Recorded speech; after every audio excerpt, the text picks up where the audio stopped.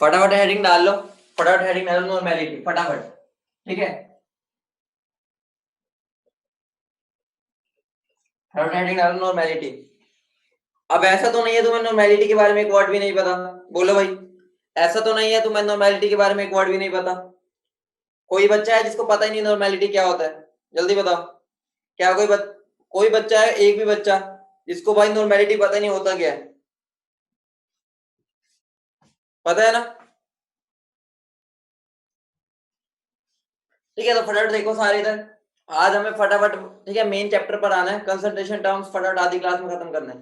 ठीक है, तो ध्यान से समझना, नॉर्मेलिटी क्या है? नॉर्मेलिटी बिल्कुल मोलैरिटी का भाई है। दोबारा सुनो क्या बोल रहा हूं मैं कह रहा हूं नॉर्मेलिटी जो है ना, नॉर्मेलिटी जिसको हम एन से रिप्रेजेंट करते हैं, वो मोलैरिटी का कजन भाई है। क्या है वो? कजन भाई। ठीक है, मतलब जैसे घर पर मोलैरिटी को, ठीक है, यूज किया जाता था, वैसे ही नॉर्मेलिटी को किया जाएगा। ठीक है, यूज करने में कोई फर्क नहीं है। ठीक है, होगा क्या, यहां पर मैं क्या बोलूंगा, मैंने ये देखना है मेरे 1 लीटर सॉल्यूशन में कितने इक्विवेलेंट्स मेरा सोल्यूट है। समझ रहे हो? वहां पर मैं क्या बोलता था, कितने मोल्स है, यहां पर क्या बोलूंगा, कितने इक्विवेलेंट्स है। ध्यान से समझना सारे बच्चे, भाई ध्यान से देखो, दोबारा बोलता हूं, नॉर्मेलिटी क्या हो गया, नंबर ऑफ ग्राम इक्विवेलेंट्स, या इक्विवेलेंस बोल लो या इक्विवेलेंट्स बोल लो, एक ही बात है। ठीक है, प्रेजेंट इन 1 लीटर सॉल्यूशन।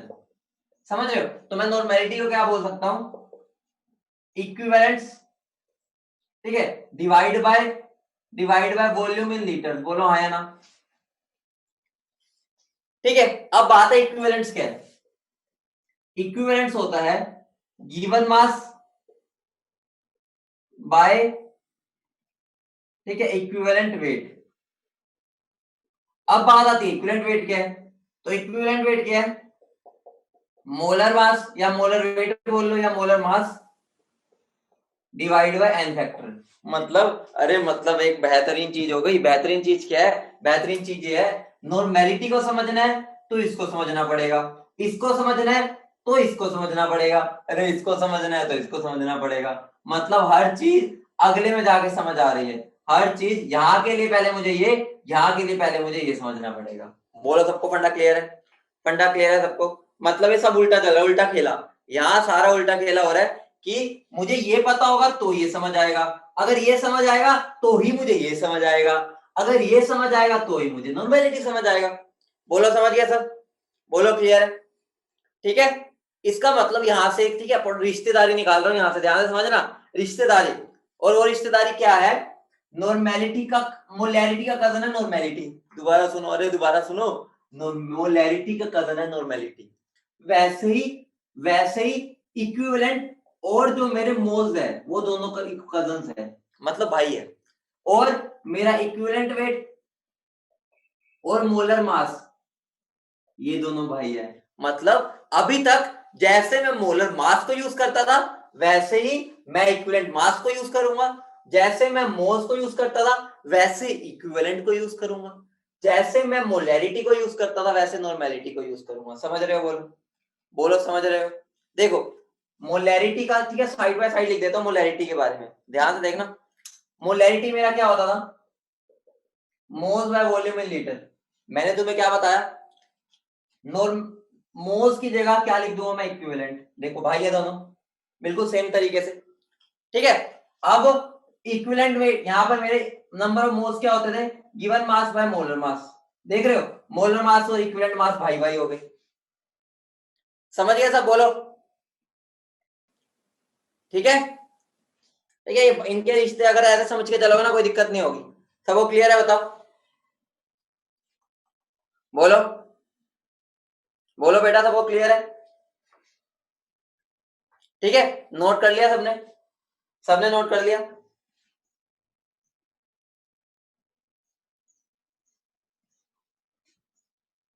सबको एन फैक्टर निकालने आते हैं? एन फैक्टर बता दो भाई, एन फैक्टर सबको आते हैं? कराऊं यार? जरूरत नहीं है, क्योंकि मुझे लगता नहीं जरूरत है, अगर नहीं आते तो बताता हूं। एन फैक्टर निकालने आता है सबको? सबको सबको आता है ना? एक बार फटाफट मेरे को रिवाइज तुम करा दो, रिवाइज, ठीक है, तुम मुझे रिवाइज करा दो फटाफट, ठीक है। एक बार मैं फटाफट एन फैक्टर लिख देता हूं। अगर मैं एन फैक्टर की बात करता हूं, ठीक है, सबसे पहले अगर मैं बात करता हूं आयंस का एन फैक्टर किसके इक्वल होता है, बोलो फटाफट। आयंस का एन फैक्टर से किसके इक्वल होता है, जल्दी बोलो बेटा। आयंस का उसके चार्ज के बराबर। बहुत बढ़िया, ठीक है। अगर मैं बात करूं आयंस के बाद, अगर मैं बात करूं, ठीक है, सोल्ट्स का एन फैक्टर, सोल्ट्स का एन फैक्टर किसके इक्वल होता है, जल्दी बोलो। सोल्ट्स का एन फैक्टर किसके इक्वल होता है भाई, सोल्ट्स का एन फैक्टर किसके इक्वल होता है उसके, बोलो। सोल्ट्स का एन फैक्टर टोटल पॉजिटिव या total negative charge, total positive या टोटल नेगेटिव चार्ज, ठीक है, या टोटल पॉजिटिव लो या नेगेटिव, ऐड नहीं करना, या पॉजिटिव या नेगेटिव, समझ रहे हो, बोलो। थर्ड, एसिड्स या बेसिस का क्या फैक्टर होता है, वो कितने H प्लस या OH माइनस डोनेट कर सकते हैं, बोलो, पता है सबको, ठीक है। एलिमेंट्स का क्या होता है, एलिमेंट्स का होता है उसकी वैलेंसी के बराबर, सबको पता है।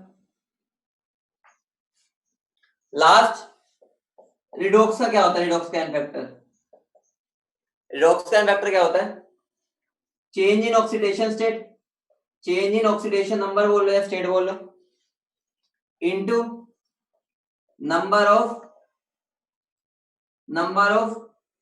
Atoms of that element in one molecule.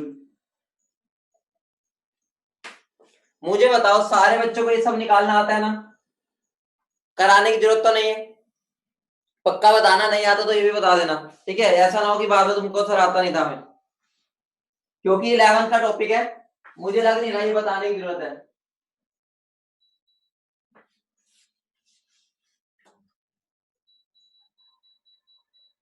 बोलो, ठीक है। चलो एक बार तुम्हारा ही एक वो ले लेता हूँ, ठीक है, टेस्ट टाइप सा ले लेता हूँ, ठीक है, और ये नोट रब कर दो ना, ये रब, इतना रब कर दो, इतना रब कर दो, तुमसे कुछ क्वेश्चंस पूछता हूँ, तुम बता देना, उसी से मुझे समझ आ जाए तुम्हें आता है नहीं आता। चलो मुझे बता दो Al2SO4 का फैक्टर कितना है, जल्दी बता दो। Al2SO4 का फैक्टर कितना है,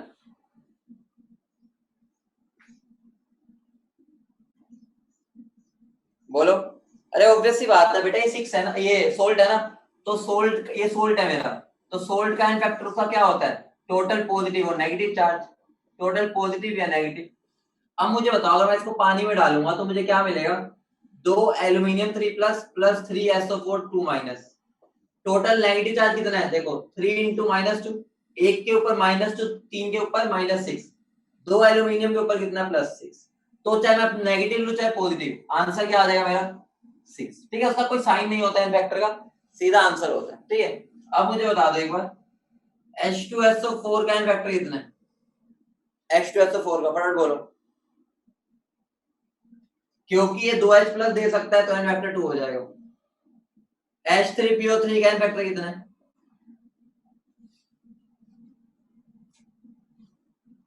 बहुत बढ़िया, 3 है लेकिन गलत है, 2 है, याद करो इसका स्ट्रक्चर तुम्हें आता होगा, ठीक है। H3PO3 का स्ट्रक्चर ये होता है और उसके अंदर 2 ही हाइड्रोजन ऑक्सीजन के साथ ज्वाइंट होते हैं, ये वाले को हम एसिडिक बोलते ही नहीं है, तुम्हें बता रखा है मैंने, एसिडिक तो भाई हमने जीओसी में कर लिया, ठीक है, समझ रहे हो, बोलो। अब मुझे बताओ इसमें क्रोमियम का फैक्टर कितना है, क्रोमियम का,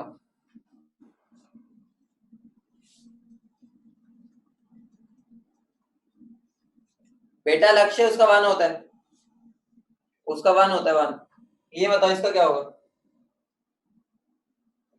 बोलो भाई फटाफट, मुझे अब मेन चैप्टर पर आना है, ये 11th का रिवीजन था तो फटाफट बताओ ताकि हम आगे बढ़े, नहीं आता तो भी बताओ, मैं तुमसे इसलिए पूछ रहा हूँ, अगर आता है ना तो इसलिए मैं डायरेक्ट क्वेश्चंस करा रहा हूँ, जल्दी बोलो।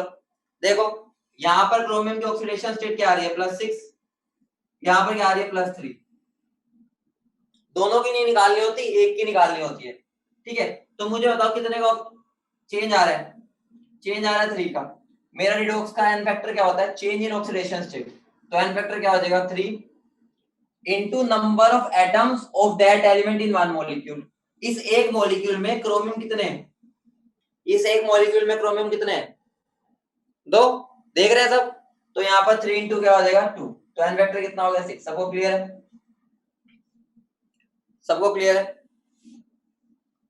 O2 का, O2 का कितना होता है, O2 का, Cl2 का कितना होता है, O2 और Cl2 का कितना होता है बताना बेटा। बेटा याद रखना O2 का 4 होता है, Cl2 का 2 होता है। आगे इलेक्ट्रोकेमिस्ट्री में बहुत काम आएगी ये चीज, लिख लो। ठीक है, बहुत काम आती है ये चीज, बहुत यूज होती है, तो इसको लिख लेना। ठीक है बेटा, बस अब इसको ऐसे याद रख लो। ठीक है, मैं उसमें नहीं जा सकता, हम इसके बेसिक डेफिनेशन से निकालते हैं। ठीक है, बेसिक डेफिनेशन से निकालते हैं। बाकी बस तुम याद रखने के लिए इतना कर लो कि एक ऑक्सीजन की वैलेंसी 2 होती है तो 2 की 4 हो गई, बस ऐसे। ठीक है, एक मतलब याद रखने का तरीका। एक्चुअल तो हम बेसिक से जाते हैं। ठीक है, एक क्लोरीन की वैलेंसी 1 होती है तो 2 की कितनी हो गई, 2। ठीक है, वैसे इससे लॉजिक ये नहीं होता, अलग होता है, लेकिन अभी काम चला लो, इससे तो चल जाएगा। समझ गया बेटा, बोलो समझ गए सब, आगे बढ़ जाओ। ठीक है, चलो भाई, अब मैं आगे बस इसको फॉर्मूले को निकाल देते हैं और फिर एंड करते हैं इसका। ठीक है, क्योंकि ये चीज तुम्हें आनी चाहिए, इसके अंदर तो फॉर्मूला ही है, तो इसके डिफिकल्ट क्वेश्चन तो इतने बनते भी नहीं। ठीक है, देखो अब मुझे बताओ मैं नॉर्मेलिटी का फॉर्मूला क्या बना था, equivalent by volume in litre, बोलो आया ना, ये बना था, बोलो। अब मुझे बताओ मैं इक्विवेलेंट को क्या लिख सकता हूँ, मैं इक्विवेलेंट को क्या लिख सकता हूँ, बोलो। जिसको दिमाग में ना आए ना उसको मोल्स के साथ तरह कर ले। मोल्स को मैं लिख सकता हूँ गिवन मास बाय मोलर मास, है ना। तो मैं इक्विवेलेंट को क्या लिख दूंगा, given mass by equivalent mass. समझ रहे हो, तो मैं क्या लिख सकता हूँ, given mass by equivalent mass. ठीक है, और यहाँ पर वॉल्यूम इन लीटर्स, बोलो आया ना, समझ गए बेटा। कर तो अभी हम सॉल्यूशन ही रहे हैं, उसकी कंसंट्रेशन टर्म्स कर रहे हैं। अब हम वेपर प्रेशर पर आ जाएंगे, मेन टॉपिक तो वही है ना, ये तो एक तरह से 11th में पढ़ा होता तुमने। ठीक है, देखो इक्विवेलेंट नंबर ऑफ इक्विवेलेंट का मैंने फॉर्मूला क्या बताया था, given mass by equivalent mass, यही था देखो अभी पीछे। ठीक है, अब मैं क्या करूंगा, मेरा एक तो ये फॉर्मूला बन गया। ठीक है, n is equal to W by volume को अगर मैं ml में कर दूं ये, ठीक है, और यहाँ पर क्या आ जाएगा 1000, तो देखो मेरा फॉर्मूला बन गया, एक ये बन गया और एक ये बन गया। ध्यान रखना दोनों इंपॉर्टेंट है, हम इसी को यूज करेंगे ज्यादातर। समझ रहे हो, बोलो। ये वॉल्यूम ऑफ सॉल्यूशन है, ये वेट ऑफ सोल्यूट है, ये इक्विवेलेंट वेट है। इक्विवेलेंट वेट तुम्हें पता है molar mass by n factor, n factor हमने निकाल लिया। बोलो समझ गए बेटा। ठीक है, अब देखो यहां से हम थोड़ी बहुत, ठीक है, खींचातानी करेंगे। मुझे बताओ यहां पर मैं नॉर्मेलिटी को, इक्विवेलेंट को क्या मैं क्या लिख सकता हूँ, इक्विवेलेंट्स को,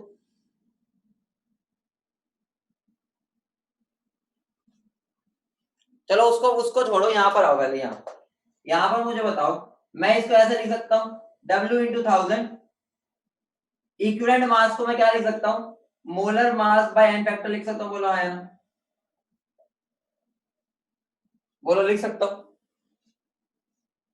अब मुझे बताओ ये n ऊपर चला जाएगा नहीं जाएगा, तो ये क्या बन जाएगा, W into 1000 bye molar mass into volume इन ml, और एन फैक्टर ऊपर चला जाएगा ना, बोलो आया ना, तो ये मेरा n ये हो गया। अब मुझे बताओ इसका नाम क्या होता है,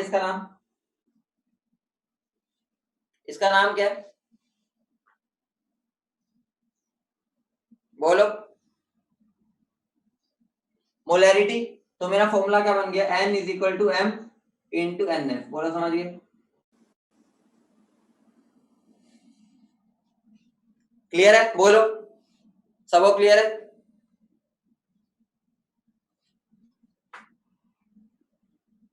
समझ गए सब,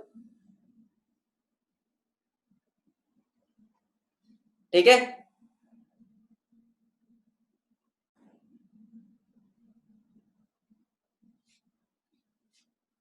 बेटा गिवन मास में मोलर मास है ना, ये यही तो मेरा मोलरिटी होता है।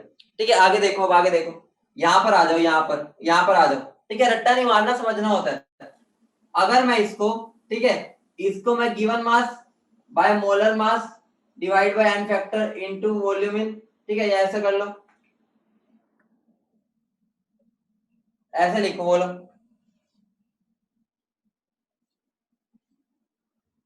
इसको ऐसे रहने दो, तुम्हारा काम नहीं आएगा इतना। पहले बताओ, इतनी बात नोट कर ली सबने? इतनी बात नोट कर ली? ठीक है, अगर नोट कर लिया, बस एक और लास्ट में एक और चीज लिख लो। ठीक है, वो भी इसी से ही आता है, लेकिन मैं उसकी उसमें जा नहीं रहा। N equivalent is equal to n into n factor. एक और ये वाली बात भी लिख लो, रिडॉक्स में तुम पढ़ते हो बहुत ज्यादा। ठीक है, कई जगह पर हम ऐसे लिख देते हैं equivalent is equal to n into n factor. ठीक है, वो एक ही बात है। कई इसको एन इक्विवेलेंट लिख देते हैं, कई इसको डायरेक्ट इक्विवेलेंट लिख देते हैं। मैंने तुम्हें क्या बताया था कि ये दोनों भाई भाई है, तो उनके भाई का रिश्ता कौन बता रही है? N factor. क्लियर है बेटा? बोलो बेटा। इक्विवेलेंट्स, इक्विवेलेंट्स मतलब मोल्स को एन फैक्टर से मल्टीप्लाई कर दो, इक्विवेलेंट आ जाते हैं। बताया तो भाई भाई होते हैं, बस फर्क क्या है, उसको एन फैक्टर से मल्टीप्लाई कर दिया जाता है, और कुछ भी नहीं।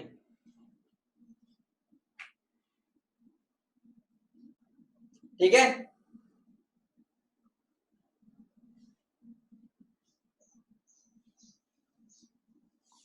समझ गए? ठीक है, तो ये फॉर्मूला तो बेसिक सही है, क्वेश्चन दे देता हूँ, क्लियर हो जाएगा। ठीक है, एक क्वेश्चन दे देता हूँ, ज्यादा मुश्किल चीज है ही नहीं है। और ये रिडॉक्स तुमने पूरा चैप्टर पढ़ा होगा, ऐसा भी नहीं है कि तुम्हें आता नहीं होगा ये। ठीक है, इसके ऊपर ज्यादा मुश्किल क्वेश्चन तो अभी करने भी नहीं, वो तुम उसमें कर चुके, ये तो रिवाइज करवा रहा था ताकि तुम्हें दिक्कत ना हो अगर आगे ये टर्म आ जाए। ठीक है, इसमें रिवीजन की जरूरत पड़ती है बस, और कुछ फर्क नहीं है। एक क्वेश्चन लिख लो बस, उसके बाद आगे बढ़ते हैं। क्वेश्चन क्या है मेरा?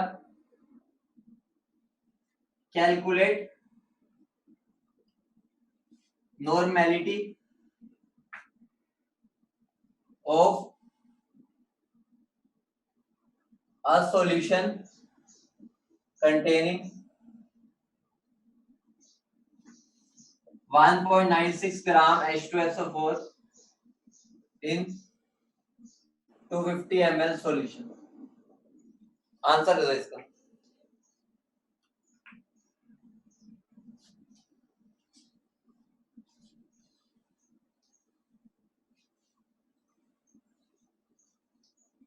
फटाफट आंसर दे दो बस। अब बस 5 मिनट के बाद नेक्स्ट टॉपिक पर चले जाएंगे। बस 5 मिनट में हम मेन टॉपिक पर आने वाले हैं। ठीक है, इसको फिर एंड हो गया बस अभी। ये तुम्हें सबको आता था, अच्छी बात है। रिवाइज चाहिए, रिवीजन चाहिए थी, क्योंकि इसके तुम्हें सारी कन्वर्जन आनी चाहिए। आंसर दो भाई इसका फटाफट।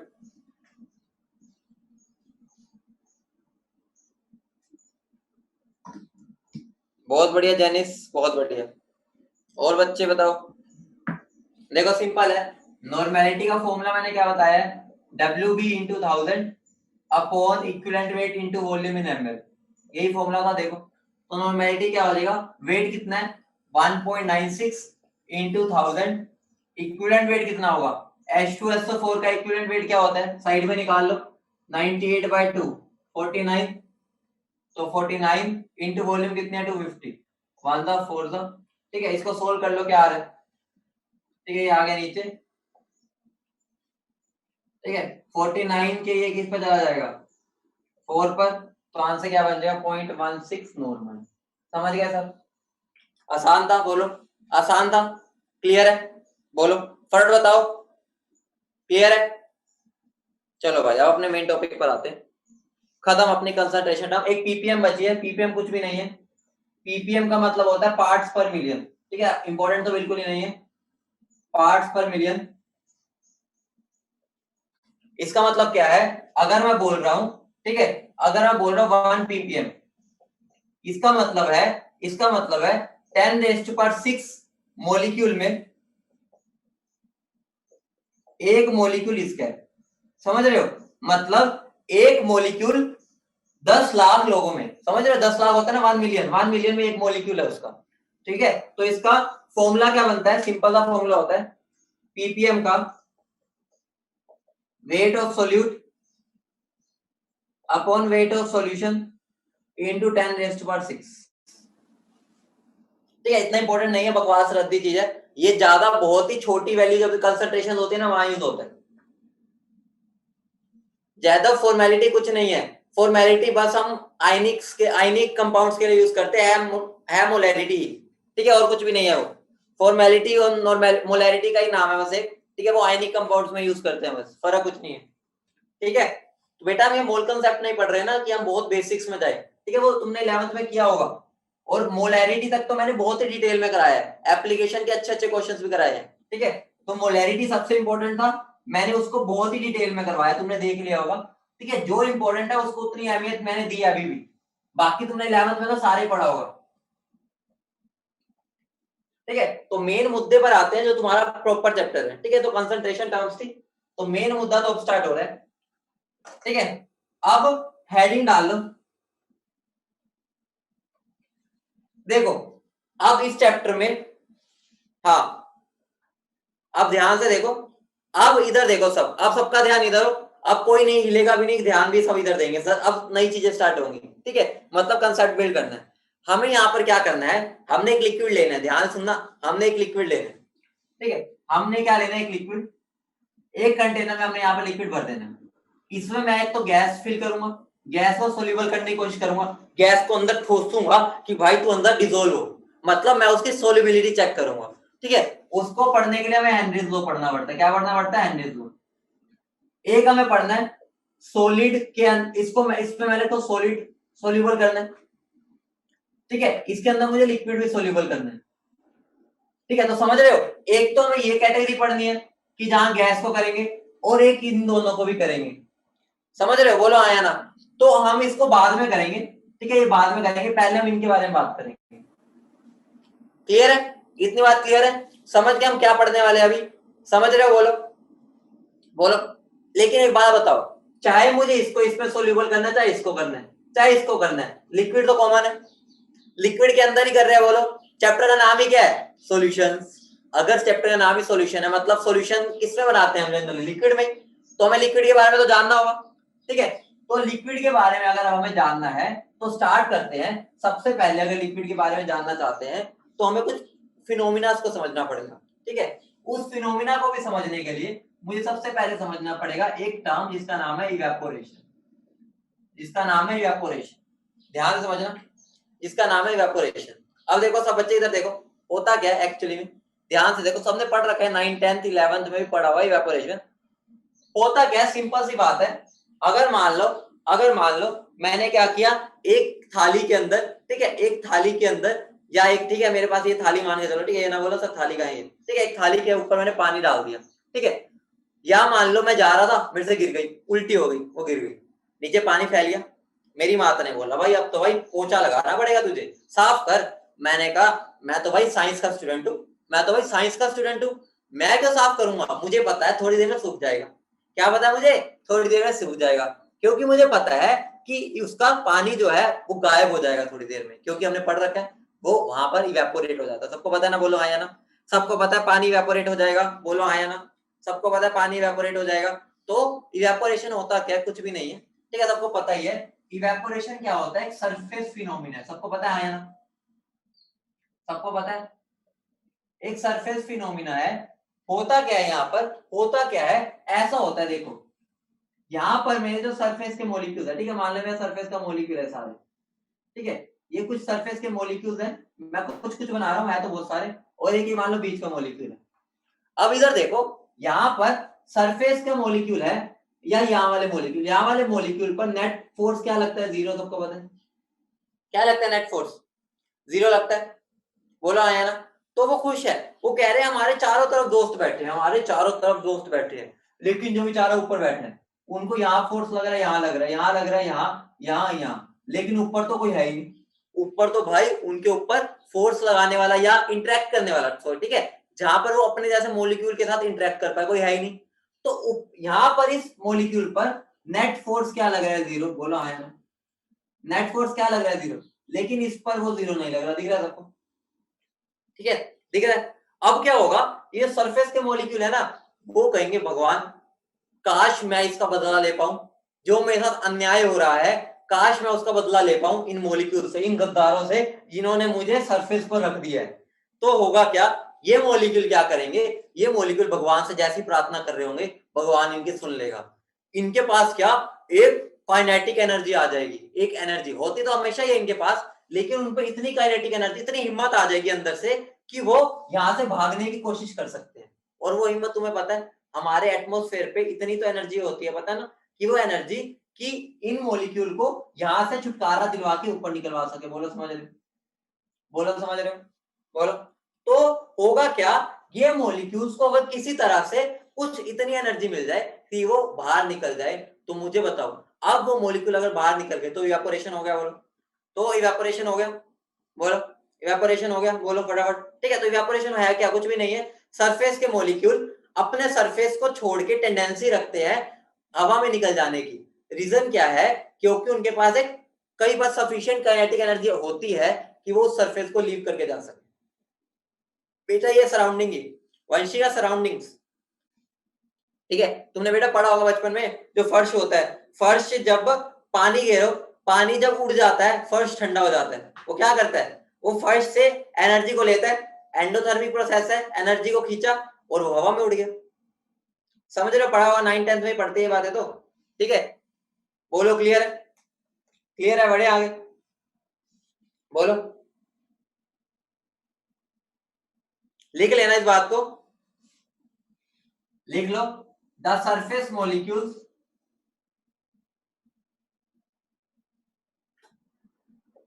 the surface molecules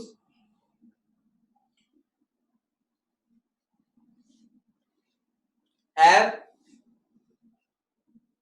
the tendency to escape, have the tendency to escape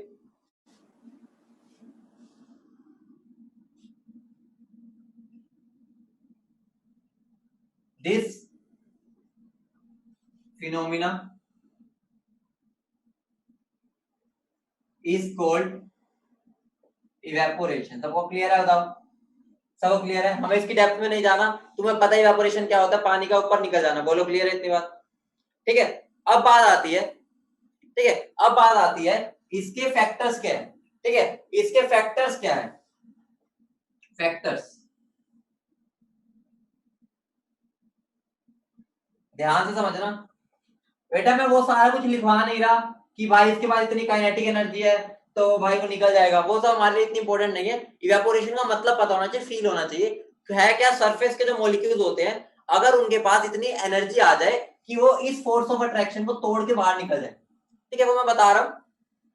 ठीक है, इस फोर्स ऑफ जो जो यहाँ से खींच रहे हैं, ये नीचे से खींच रहे हैं, ऊपर से वो सोच रहे हैं कि भाई मैं निकल जाऊं, तो होगा क्या, ये जो मॉलिक्यूल है अगर किसी तरह से इस फोर्स ऑफ अट्रैक्शन को तोड़ के बाहर निकल जाए तो उस प्रोसेस को हम बोलते हैं इवेपोरेशन। समझ गए, बोलो। ठीक है, इसके लिए हम हीट नहीं करते, अपने आप होता है। ठीक है, नेचुरली होता है। अब होगा क्या, फैक्टर्स क्या क्या, सबसे पहले देखो, मान लो मेरा क्या ये ग्लास, एक है मेरा ये सरफेस और एक है मेरा ये सरफेस। मुझे बताओ सबसे ज्यादा इवेपोरेशन किस में होगा, मुझे बताओ सबसे ज्यादा इवेपोरेशन किस में होगा। थर्ड में। रीजन क्या है, देखो रीजन क्या है, जितने ज्यादा सरफेस पे मॉलिक्यूल होंगे उतना ही ज्यादा इवेपोरेशन होगा। बोलो आया ना, जितने ज्यादा सरफेस पे मॉलिक्यूल होंगे उतना ही ज्यादा इवेपोरेशन होगा, मॉलिक्यूल कहां भागेंगे। मतलब यहाँ पर मुझे दिख रहा है सरफेस बहुत बड़ा है, सरफेस एरिया बहुत फैला हुआ है। ठीक है, मेरी जो पूरी, ठीक है, जमीन है फैली हुई है, तो यहाँ पर क्या होगा, सरफेस एरिया बढ़ जाएगा। सरफेस एरिया बढ़ने की वजह से यहाँ पर रेट ऑफ इवेपोरेशन बढ़ जाएगा। बोलो आया ना। तो पहला वेक्टर क्या हो गया, पहला वेक्टर हो गया evaporation is directly proportional to surface area. बोलो आया ना, evaporation is directly proportional to surface area. बोलो आया ना, बोलो क्लियर है, क्लियर है, बताओ, बोलो भाई। ठीक है, आगे बढ़े, आगे बढ़ा जाए, जल्दी बोलो, नोट करते रहना बेटा, इतना कुछ बड़ी चीज नहीं है ये, तुम्हें आता ही है।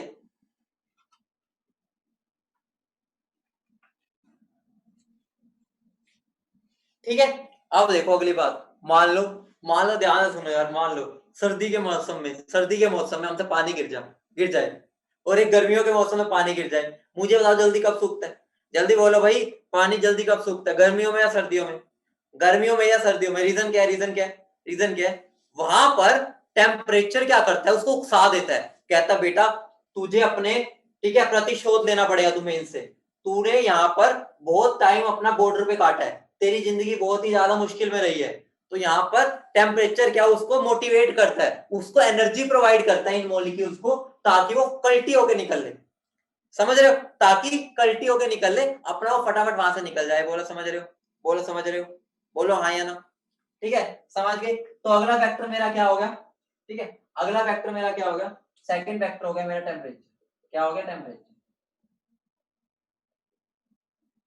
तो मैं बोल सकता हूं इवेपोरेशन जो है वो डायरेक्टली प्रोपोर्शनल है किसके? टेम्परेचर के। बोलो हाँ या ना। ठीक है, रीजन क्या है? रीजन तुम्हें पता ही है, ठीक है ना, कोई तुमसे पूछने वाला है कि ऐसा क्यों हो रहा है, क्योंकि बच्चों वाली चीज है, तुम्हें आनी चाहिए। जैसे टेम्परेचर बढ़ता है, मोलिक्यूल्स के पास ज्यादा काइनेटिक एनर्जी आ जाती है, ठीक है, तो ज्यादा काइनेटिक एनर्जी आएगी तो वो ज्यादा भागेंगी। बोलो। और अगर कोई बोल दे, ध्यान से सुनना, काइनेटिक एनर्जी ज्यादा आ रही है, इसको एक्सप्लेन कैसे कर सकते हो? ध्यान से समझना, बहुत इंपॉर्टेंट बात बता रहा हूं, सब इधर देखो, कि इसको एक्सप्लेन करो, तो तुम्हारा एक्सप्लेनेशन किसके अकॉर्डिंग होना चाहिए? मैक्सवेल डिस्ट्रीब्यूशन करो। सबको याद है?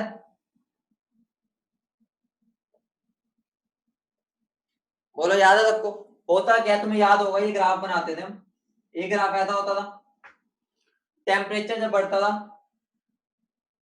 तो ऐसा हो जाता था। बोलो। बोलो। याद है? ये फ्रैक्शन होता था, ये वेलोसिटी होता था, तो वेलोसिटी मतलब एनर्जी होगी। ठीक है, हाँ बेटा, ये वो वाला याद होगा सबको, गैशियस स्टेट में पढ़ा था, गैशियस स्टेट में पढ़ा था, स्टेट्स ऑफ मैटर में पढ़ा होगा बेटा। याद करो, या याद ही नहीं है, भूल गए क्या? मैक्सवेल डिस्ट्रीब्यूशन कब, या वेलोसिटी कब, जहां पर वो आता है हमारा, वो मोस्ट प्रोबेबल वेलोसिटी। ठीक है, देखो होगा क्या, पहले मैं मान लेता हूं, ध्यान सुनो, मान लो तुम्हें हिम्मत चाहिए 10 की, मतलब इतनी एनर्जी तुम्हें चाहिए कि तुम उसको तोड़ पाओ, ये जो फोर्स ऑफ अट्रैक्शन है ऊपर, ठीक है, तो मान लो वो मिनिमम एनर्जी है इतनी, ठीक है, ये वेलोसिटी बोल रहे हैं, इसको काइनेटिक एनर्जी बोल रहे हैं, एक ही बात है, ठीक है, क्योंकि दोनों एक दूसरे के डायरेक्टली प्रोपोर्शनल है। तो मैं मान लेता हूं इतनी एनर्जी वालों के पास ही मौका होता है इवेपोरेशन करने का, इतने के पास, तो इससे आगे वालों पे होगा। अब जब मैंने टेम्परेचर बढ़ाया, पहले मेरा टेम्परेचर था T1, अब कर दिया मैंने T2, अब मेरे को बताओ कितने मॉलिक्यूल्स हो गए? मॉलिक्यूल्स बढ़ गए नहीं बढ़ गए? बोलो। मॉलिक्यूल्स के अंदर मोटिवेशन बढ़ गया नहीं बढ़ गया? पहले इतने से मॉलिक्यूल्स थे और अब मॉलिक्यूल्स बढ़ गए। बोलो हाँ या ना। समझ रहे हो बेटा? बोलो हाँ या ना। सब समझ रहे हैं कि पहले इतने से मॉलिक्यूल्स थे, टेम्परेचर बढ़ने में मॉलिक्यूल्स की संख्या बढ़ गई, ठीक है, अगर उनका नंबर बढ़ गया तो इवेपोरेशन बढ़ जाएगा। बोलो। समझ गए? तो सिंपल सी बात है, हम इसके बेसिस पे एक्सप्लेन करते हैं। बोलो हाँ या ना, क्लियर है? ठीक है बेटा, T2 बड़ा है, T2 is greater than T1 है। ठीक है, इसको थोड़ा नीचे कर लो अगर तुम चाहते हो, ठीक है, कईयों को ऐसा लग रहा है, ठीक है, इसको थोड़ा नीचे कर लो। ठीक है, समझ गए? कंसेप्ट समझना, इवेपोरेशन ना भी कराऊं तुम्हें आना चाहिए, लेकिन मैं फिर भी इवेपोरेशन से स्टार्ट किया, ठीक है, ताकि तुम कंसेप्ट समझ पाओ। ठीक है, मेन तो हमें जो टॉपिक पढ़ना है वो भी स्टार्ट होगा। बोलो क्लियर है बेटा? तो दोनों फैक्टर समझ आ गए, सरफेस एरिया और टेम्परेचर। बोलो सबको क्लियर है बेटा? जल्दी बोलो। ठीक है,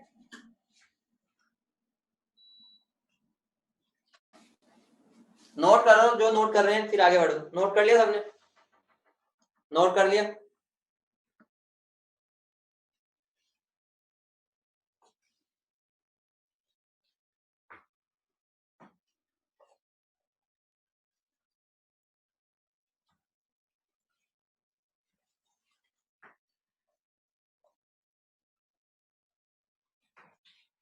अगली हेडिंग डाल लो, वेपर प्रेशर। अब मैं बिल्कुल आराम से स्टार्ट होऊंगा, यहाँ से तुम्हारे लिए फ्रेश टर्म है। कुछ बच्चों ने तो ये टर्म भी सुन रखी होगी, इसलिए सॉल्यूशन चैप्टर इतना मुश्किल नहीं होता क्योंकि हमने ये सारी चीजें कर रखी होती है। 11th में हमने ये कर रखा है, फिर भी मैं इसको फ्रेश ही मान के चलूंगा। अब बिल्कुल प्यार से चलेंगे, ठीक है? यहां से बिल्कुल मैं मान के चलूंगा तुम्हारे लिए सबने है। बेटा वेपर डेंसिटी नहीं है यार योगेश, ये वेपर डेंसिटी नहीं है भाई, 2 into molar mass, vapour pressure है ये। भाई कहां से कहां जोड़ रहे हो, महान हो यार तुम सब। ठीक है, चलो देखो, वेपर प्रेशर बताना है मुझे। वेपर प्रेशर क्या होता है? देखो बहुत सिंपल सा एक्सपेरिमेंट है। साइंटिस्ट ने क्या किया, बहुत प्यारा सा, बिल्कुल अब प्यार प्यार से चलेंगे सब, इधर मेरे साथ साथ ही, ठीक है? फील करते हुए पढ़ेंगे। मान लो मेरा एक कंटेनर है,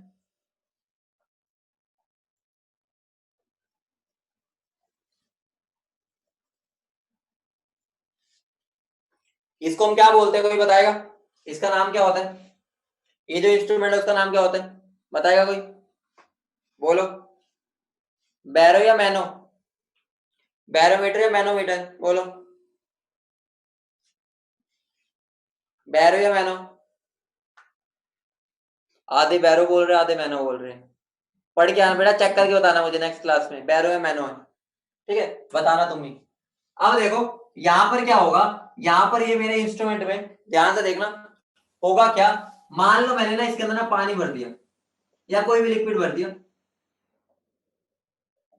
ठीक है? और ये वोलेटाइल लिक्विड है। क्या है वोलेटाइल? वोलेटाइल लिक्विड का मतलब क्या होता है? It can form vapours, it can form vapours, ये वेपर्स बना सकता है, ठीक है? और यहां पर मैंने क्या भर रखा है, ध्यान से देखना, ठीक है? यहां पर मैंने क्या भर दिया, मरकरी भर दिया। क्या भर दिया? मरकरी, ठीक है? मरकरी है मेरा सारा, ठीक है? ये मेरा मरकरी भरा हुआ है। तो अब ध्यान से देखना यहाँ होगा क्या, अभी जैसे ही मैंने यहाँ पर भरा, ठीक है, जैसे मैंने यहाँ पर भरा, पहले मैंने ना यहाँ पर ना नोजल रख दिया, ठीक है? अभी बंद कर रखा है ताकि यहाँ पर ना पहुंच पाए। फिर मैंने ना टाइम t इक्वल टू 0 से स्टार्ट किया, जैसे ही इसको भरा मैंने छोड़ा, जैसे इसको भरा छोड़ा, थोड़ी देर में क्या हुआ, थोड़ी देर में क्या हुआ, थोड़ी देर में यहाँ पर ये जो मरकरी था ना, मरकरी का लेवल राइज करने लगा। क्या करने लगा? राइज। मरकरी का जो लेवल है वो राइज करने लगा, मतलब यहां से धक्का लग रहा है कुछ, और ये जो है ये ऊपर जाता जा रहा है। समझ रहे हो? दोबारा बोल रहा हूं, थोड़ी देर में मैंने क्या देखा, ऑब्जर्व किया कि ये जो मरकरी है ना, इधर से नीचे जाता जा रहा है और उधर से ऊपर जाता जा रहा है, इधर से नीचे उधर से ऊपर। और जैसे ही यहां से नीचे वहां से ऊपर जा रहा है, तो साइंटिस्ट के माइंड में क्या आएगा, जल्दी बोलो। यहां से पक्का कोई ना कोई धक्का मार रहा है, यहां से पक्का कोई धक्का मार रहा है, तो ही वो ऊपर जा रहा है। बोलो, ठीक है? यहां से धक्का मार रहा है तो ही ऊपर जा रहा है, बोलो तभी हो पाएगा ना, बताओ। यहां से धक्का लग रहा होगा तो ही ऊपर जा पाएगा। साइंटिस्ट ने सोचा यार मैंने तो यहाँ पर कोई गैस ही नहीं छोड़ी तो यहाँ पर धक्का मारे, ठीक है? ऑब्वियस सी बात है, कोई गैस ही होगी तो यहाँ जाएगी। गैस की टेंडेंसी होती है कि वो यहाँ से हवा में घूम फिर के यहाँ आ जाए, लिक्विड तो नहीं जा सकता, ठीक है? तो साइंटिस्ट ने अपना दिमाग लगाया, साइंटिस्ट ने सोचा पक्का ये जो लिक्विड है ना, लिक्विड के पक्का वेपर्स बन रहे होंगे। दोबारा सोचो, सुनो, उन्होंने क्या दिमाग लगाया, पक्का यहाँ पे लिक्विड है ना, लिक्विड के ना कोई वेपर्स बन रहे हैं, वेपर्स बन रहे हैं जो कि फिर यहां पर जा रहे हैं, यहां पर जाकर धक्का लगा रहे हैं। अब साइंटिस्ट को लगा, अरे साइंटिस्ट को लगा यार थोड़ी देर में तो भाई ऐसा होगा कि भाई ये सारा ये मरकरी खुद खुद के बाहर निकल आएगा, ठीक है? ऐसे एकदम बाहर निकल आएगा, यही होगा। अगर यहाँ पे धक्का लगता गया ये तो थोड़ी देर में बाहर निकल आएगा। साइंटिस्ट सोचने लगे यार ट्यूब बड़ी करो, ट्यूब बड़ी करो, ट्यूब बड़ी करो, मतलब ट्यूब बड़ी करनी पड़ेगी क्योंकि मरकरी तो बाहर निकल जाएगा। अगर ये धक्का बढ़ता गया एक टाइम पर तो भाई मरकरी सारा बाहर। बोलो आया ना? ठीक है ना बेटा? कोई हीट नहीं चल रही, कुछ हीट नहीं चल रही, ठीक है? यहाँ वैक्यूम था पहले, यहाँ वैक्यूम था, कुछ भी नहीं था, ये पूरा वैक्यूम था जब मैंने इसको इसमें भरा था, यहाँ कुछ भी नहीं था, एयर भी नहीं थी, ठीक है? पूरा वैक्यूम करके भरा था मैंने। अब यहाँ क्या हुआ, फिर साइंटिस्ट ने ना थोड़ी देर बाद ना इस ट्यूब को बड़ा करने का सोचा, बड़ा कर रहे थे, इतनी देर में पता क्या हुआ, इतनी देर में क्या हुआ, ये मरकरी ना बढ़ बढ़ के एक टाइम ऐसा आया, ठीक है? मैं पूरा नहीं बना रहा, ठीक है? बस मैं इतना बना रहा हूँ, ठीक है? एक टाइम ऐसा आया कि मरकरी यहां से यहां पर जाके ना, यहां पर जाके, ठीक है, यहां पर जाके रुक गया। मरकरी क्या हुआ, इतना यहां से नीचे गया और यहां पर जाके स्टेबल हो गया, बिल्कुल थम गया। साइंटिस्ट ने कहा ये क्या हो गया, मैंने तो कुछ भी नहीं किया, ये तो अपने आप रुक गया। ऐसा अंदर क्या हो गया कि भाई ये रुक गया? फिर साइंटिस्ट ने दिमाग लगाया। साइंटिस्ट ने क्या दिमाग लगाया? साइंटिस्ट ने क्या दिमाग लगाया? इनिशियली क्या हो रहा था? इवेपोरेशन। क्या हो रहा था? इवेपोरेशन। सब समझ रहे? इनिशियली क्या हो रहा है? इवेपोरेशन। इवेपोरेशन से लिक्विड वेपर्स में कन्वर्ट हो रहा है। बोलो हाँ या ना? इनिशियली ये लिक्विड वेपर्स में कन्वर्ट हो रहा है। बोलो वेपर्स बन रहे हैं। बोलो हाँ या ना? वेपर्स बन रहे हैं। बोलो बन रहे हैं वेपर्स। बोलो हाँ या ना? जल्दी बोलो, बोलो। ठीक है, अब वेपर्स जो बने हैं, फिर साइंटिस्ट ने क्या देखा? थोड़ी देर बाद ऐसा क्या हो रहा है कि एकदम ये प्रेशर रुक गया। फिर साइंटिस्ट ने दिमाग लगाया, थोड़ा सा एक्स्ट्रा दिमाग लगाया। उन्होंने सोचा देखो तुम्हारे माइंड में भी ऐसे होता है, ध्यान से देखो। तुम्हारे बैच में भी बहुत ये हुआ था। ठीक है, मान लो ये तुम्हारे 2 बैच थे ना, जब ये 2 बैच है, जब तुम अलग हो रखे, ठीक है, तो सबने क्या सोचा? हम तो भाई वापिस बैच में जा रहे हैं अपने पुराने वाले। सबने सोचा, ठीक है, सबने सोचा, ठीक है, सबने सोचा कि भाई मैं यहाँ से यहाँ चला जाऊं। ठीक है, मतलब यहाँ पर बढ़िया काम होता है, यहाँ पर हम चले जाते हैं। फिर जब यहाँ पर ना थोड़ी देर बाद यहाँ भीड़ हो गई, पहले ये खाली था, यही भरा हुआ था। ठीक है, अब सारे लोगों को लगा ये खाली है, सब इधर भाग गए। होता है ना, जहां पर खाली जगह होती है सब भागने की कोशिश करते हैं। ठीक है बेटा, वो रूम टेम्परेचर में इतना होता है। ठीक है, यहाँ पर क्या हो गया? मॉलिक्यूल्स इधर भागने लगे, सारे उधर भाग गए, सारे उधर भाग गए, उधर भाग गए। अब क्या हुआ? जब सारे उधर भाग गए तो वहां पर भीड़ हो गई। अब अगर वहां भीड़ हो जाएगी, वहां टकराव होंगे। बोलो वहां पर टकराव होंगे। बोलो हाँ या ना? अब हो क्या रहा है? ये जो लिक्विड है वो वोलेटाइल होकर ऊपर तो चला गया, उसने वहां पर गैस तो बना ली, लेकिन एक टाइम ऐसा हुआ, धीरे धीरे धीरे धीरे यहाँ पर इतनी भीड़ भड़ाका हो गई, इतनी भीड़ हो गई, तो मॉलिक्यूल्स जो गैस में थे ना, इतनी भीड़ हो गई कि उनको आपस में दिखा यार यहाँ पे तो हम इतने सारे गैस के मॉलिक्यूल्स आ गए, और ये क्या हो गया? इतने सारे गैस के मॉलिक्यूल्स। तो साइंटिस्ट फिर उन्होंने क्या सोचा? अब इतनी भीड़ हो गया, बताओ टकरे होंगे? बताओ, जब मॉलिक्यूल्स है इतने सारे तो उनकी कोलिजन्स होगी, और कोलिजन्स में क्या होगा? जब उनकी कोलिजन्स होगी, उनकी क्या होगा? मोमेंटम लूज हो जाएगा। मोमेंटम लूज होगा, ठीक है, तो वो अपना वापस नीचे गिर के लिक्विड बन जाएंगे। मतलब हुआ क्या यहाँ पर? ऊपर जाने के बाद थोड़ी देर बाद, इनिशियली तो इवेपोरेशन था, ठीक है, विद टाइम, ठीक है, विद टाइम कंडेंसेशन भी स्टार्ट हो गया। क्या हो गया? कंडेंसेशन। क्यों? कंडेंसेशन का मतलब ही क्या होता है कि ये जो मॉलिक्यूल्स है, अब ये वापस जुड़ जुड़ के ना वापस लिक्विड बना लेंगे। ठीक है, वापस लिक्विड बनाएंगे। तो एक टाइम पहले ऐसा था सिर्फ इवेपोरेशन हो रहा, थोड़ी देर बाद क्या हुआ? वो कंडेंसेशन भी होने लग गया। और एक टाइम ऐसा आ जाएगा, एक टाइम ऐसा आ जाएगा, ठीक है, जितनी स्पीड से इवेपोरेशन हो रहा था उतनी स्पीड से कंडेंसेशन भी होगा। अब मुझे एक बात बताओ, मुझे एक बात बताओ, एक एग्जांपल लेता हूं। मान लो, लेट कर रहा हूं मैं, मान लो स्टार्टिंग में 100 मॉलिक्यूल्स चले गए थे ऊपर। ठीक है, मान लो 100 मॉलिक्यूल्स चले गए थे इवेपोरेशन में। ठीक है, इवेपोरेशन में उसके बाद क्या हुआ? कंडेंसेशन भी स्टार्ट हुआ। कंडेंसेशन होने के बाद क्या हो गया? मान लो 60 मॉलिक्यूल्स हो गए। ठीक है, थोड़ी देर बाद क्या हुआ? 60 मॉलिक्यूल्स ही इवेपोरेट हो रहे हैं, वो वापस से वो कंडेंसेशन, ऐसे मतलब प्रोसेस होती जा रही है, जिसकी वजह से मेरा जो नेट नंबर है वो 60 रह गया। समझ रहे हो? मतलब हुआ क्या? मेरा एक नंबर कांस्टेंट हो जाएगा, ठीक है, और उस कांस्टेंट पर जो मेरा प्रेशर आएगा उसको हम क्या बोलते हैं? Vapour pressure. तो वेपर प्रेशर क्या, ध्यान से समझो। वेपर प्रेशर क्या, कुछ भी नहीं है। स्टार्टिंग में क्या होगा? इवेपोरेशन होगा, स्टार्टिंग में इवेपोरेशन, फिर साथ साथ में उसके कंडेंसेशन भी स्टार्ट हो जाएगा। ठीक है, एक टाइम ऐसा आएगा जितनी स्पीड से इवेपोरेशन उतनी स्पीड पे कंडेंसेशन। अब क्या होगा? जिस टाइम पर ये चीज हो गई, ध्यान से सुनना, जिस टाइम पर ये चीज हो गई, ये चीज होने पर ये वाला लेवल और राइज नहीं करेगा। दोबारा सुनो, जब दोनों बराबर हो जाते हैं ना, दोनों बराबर एक टाइम पर, उस टाइम पर ये लेवल का बढ़ना ऊपर बंद हो जाता है। अब क्या हो चुका है? अब इक्विलिब्रियम अटेन हो चुका है। अब इक्विलिब्रियम अटेन हो चुका है, तभी तो ये चीज बराबर होती है। अब इस इक्विलिब्रियम पर फिर मैंने जो ये प्रेशर आ रहा है फाइनल, जब ये इक्विलिब्रियम हो चुका है, अब ये चेंज नहीं हो रहा, उसी को मैं क्या बोलता हूँ? Vapour pressure. हाँ बेटा, ये केमिकल इक्विलिब्रियम में किया था, पता है भाई, वहीं पर करते हैं। ठीक है, इसी को हम क्या बोलते हैं? Vapour pressure. बोलो समझ गए? ठीक है, बोलो समझ गए? ठीक है, तो लिख लेना इस बात को, लिख लेना।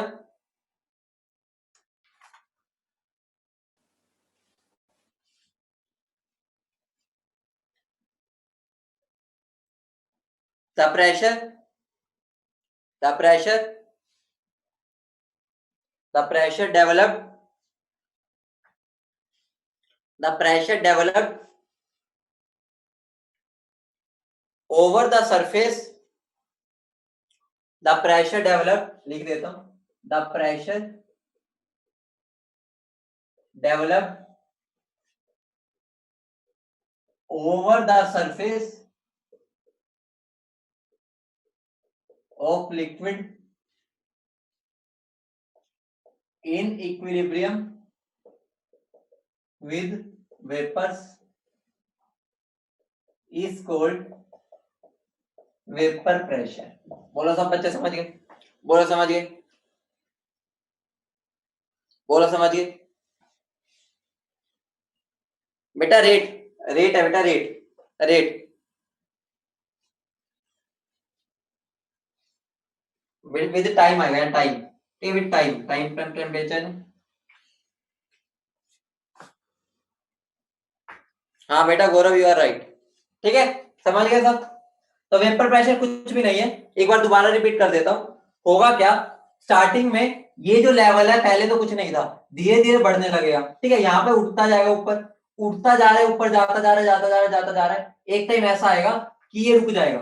ठीक है, जब वो रुक गया, ठीक है, जब वो रुक चुका है, उसके ऊपर नहीं जा रहा, अब वो कांस्टेंट हो चुका है, उसी को हम वेपर प्रेशर बोलते हैं। ठीक है, और आसान लैंग्वेज में बोल दिया। अब ये कांस्टेंट हो गया, जैसे अभी कांस्टेंट हो गया, इससे ऊपर नहीं जाएगा। इस टाइम पर जब मैं प्रेशर मेजर करूंगा, कैसे मेजर करूंगा, ये हाइट डिफरेंस है, सबको पता है, हाइट डिफरेंस को मेजर करूंगा। ठीक है, वहां से मेरा क्या आ जाएगा, प्रेशर। ठीक है, हम उसको x m m h g बोल देते हैं, सबको पता होगा। तो यही मेरा क्या हो जाएगा, वेपर प्रेशर। बोलो क्लियर है।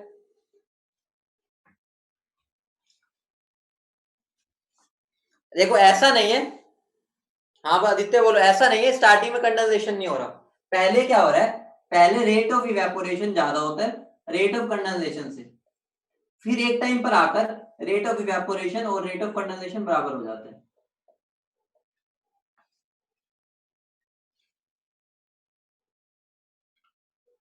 हाँ बेटा होगा, एक टाइम पे बराबर हो जाएगा। तुमने ग्राफ भी पढ़ा होगा, ऐसा होता है ना, इवेपोरेशन का ये रहा, कंडेंसेशन का ये रहा, सॉरी ये इसका, ठीक है, ये कंडेंसेशन का, इवेपोरेशन का, और ये कांस्टेंट हो जाते हैं दोनों। याद है, पढ़ रखा होगा। ये मेरा इवेपोरेशन का और ये मेरा कंडेंसेशन का, विद टाइम दोनों वो हो जाते हैं। ठीक है, यहीं से मैं बोलता हूं कि अब मेरा इक्विलिब्रियम आ गया। ठीक है, तो मैं इसको दोबारा रिपीट नहीं कर रहा, तुमने पढ़ा होता है। ठीक है, बड़े बड़े आ गए।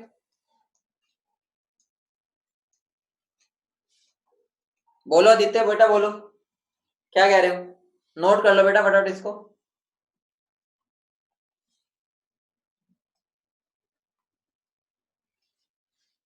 हाँ, इक्विलिब्रियम बेटा कांस्टेंट रहेगा साहिब। यार आदित्य तुम्हारा इतना बड़ा मैसेज है, वो पढ़ने से पहले आगे निकल जाता है। हाँ बेटा, यस आदित्य, यस बेटा। अगर मान लो ये जितना मर्जी भारी हो, ये वेपर अगर इतना ताकत है उनमें, तो ही तो उसको धक्का मार पा रहे हैं। समझ गए, बोलो।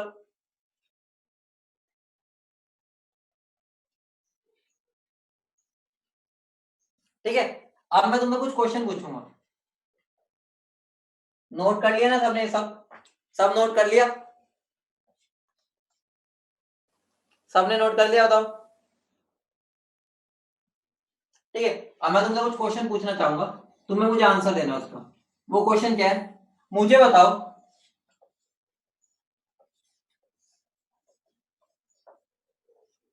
मान लो मैंने एक ग्लास लिया, ठीक है, ग्लास में मैंने पानी डाल दिया, ठीक है, और मैंने मैंने क्या ले लिया, एक बड़ा कंटेनर ले लिया, ठीक है, उसमें पानी डाल दिया।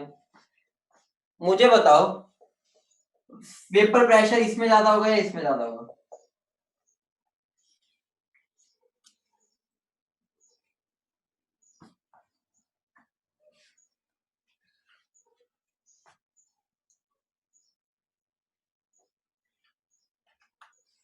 बोलो भाई, बोलो। अरे सुनो मेरी बात सुनो, अरे मेरी बात सुनो, बच्चे बहुत अच्छी तरह से बोल रहे हैं। यहाँ पर मेरा सरफेस एरिया बढ़ जाएगा, ठीक है, सरफेस एरिया बढ़ गया तो यहाँ पर इवेपोरेशन भी बढ़ जाएगा। ठीक है, तो मेरा वेपर प्रेशर भी बढ़ जाएगा। बिल्कुल सही बात है, बोलो हाँ या ना। क्लियर है? क्लियर है? बोलो बोलो क्लियर है? ठीक है, जैसे ही क्लियर है इसको काटा मार दो।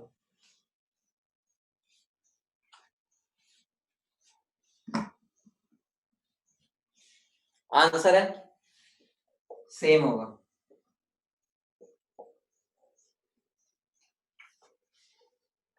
आंसर बेटा सेम होगा। अरे खुद सोचो बबलुआ, बबुआ सुनो, बचवा सुनो। देखो सरफेस एरिया बढ़ रहा है, बिल्कुल सही है, इवेपोरेशन बढ़ेगा, लेकिन साथ साथ कंडेंसेशन भी तो बढ़ेगा। अरे बेटा अगर मेरा इवेपोरेशन बढ़ रहा है तो कंडेंसेशन भी तो बढ़ेगा। सरफेस जितना ज्यादा होगा उतना कंडेंसेशन भी तो ज्यादा होता है। समझ रहे हो? मतलब दोनों फिनोमिना सरफेस है। अगर इवेपोरेशन बढ़ा तो कंडेंसेशन भी बढ़ा है, तो नेट तो जीरो रहेगा। बोलो समझ रहे हो?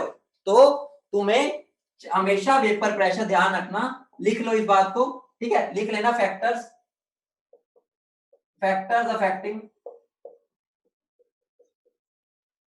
Vapour pressure. तो सबसे पहले उसमें लिख लेना सरफेस एरिया, लिख लेना vapour pressure does not depend on surface area. और ये एग्जांपल तुम्हारे सामने, रीजन क्या है ये रहा कि दोनों बढ़ते हैं। समझ गए? यहीं पर बच्चों की बहुत गलती होती है। सुनो अब मेरे को एक बात बताओ, मुझे बताओ तुम्हारे घर पे ग्लास पड़ा होगा, मेरे आसपास पड़ा है ग्लास? नहीं पड़ा। मान लो एक ग्लास है, ठीक है, ये मेरा ग्लास है, ऐसा ग्लास है, ठीक है, ये ग्लास, इसके ऊपर जो पानी है, मुझे बताओ इसके ऊपर सरफेस एरिया, इसके ऊपर प्रेशर कितना लग रहा है?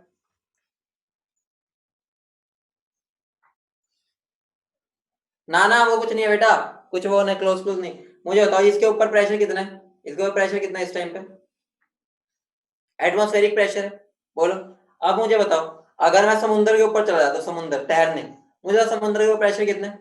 180 है। इसका मतलब क्या हो गया, वहां पर जो उनका वेपर्स का प्रेशर होगा वो बराबर ही होगा ना। ठीक है, तो वेपर प्रेशर सेम रहता है। समझ रहे हो? बोलो।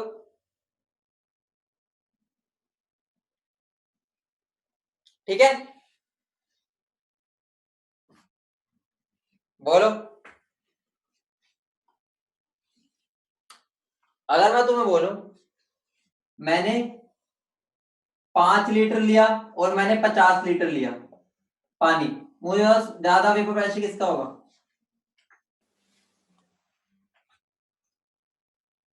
आंसर क्या है?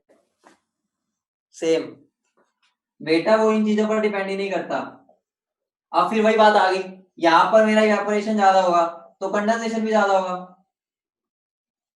ठीक है, तो ध्यान रखो वो सरफेस एरिया, वो साइज, वो शेप, वो अमाउंट, इन पर किसी पर डिपेंड नहीं करता बेटा।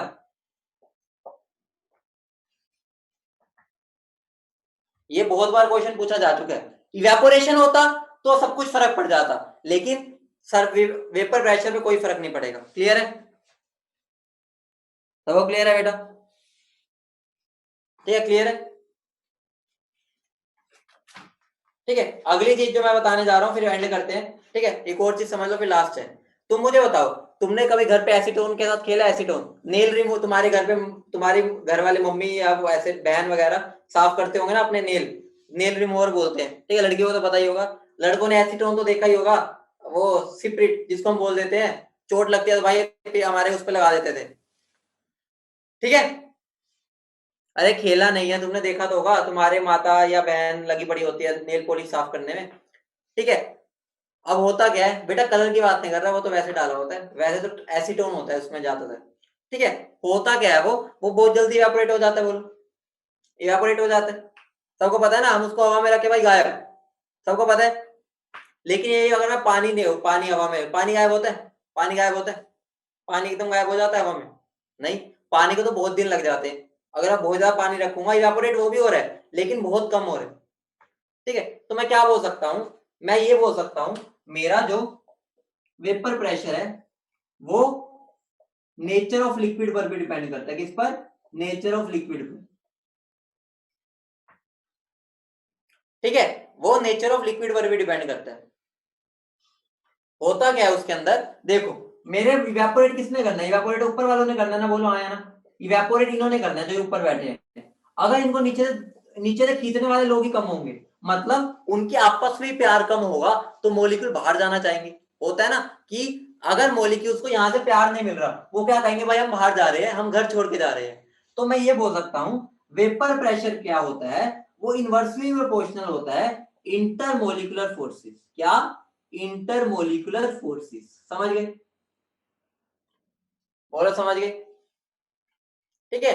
या मैं ये बोल सकता हूं, या मैं ये भी बोल सकता हूं, ये बोल सकता हूं more volatile more will be the vapour pressure. बस इतना है, बाकी कल करेंगे। More will be the vapour pressure. बोलो समझ गए? ठीक है। तो सेकंड पॉइंट क्या हो गया, नेचर ऑफ लिक्विड पर भी डिपेंड करता है कि जितना वो वोलेटाइल होगा उतना वेपर प्रेशर ज्यादा। ठीक है। या ये बोल दूंगा जितना उसका आपस में प्रेम प्यार ज्यादा है या कम है उतना वेपर प्रेशर ज्यादा होगा। क्लियर है?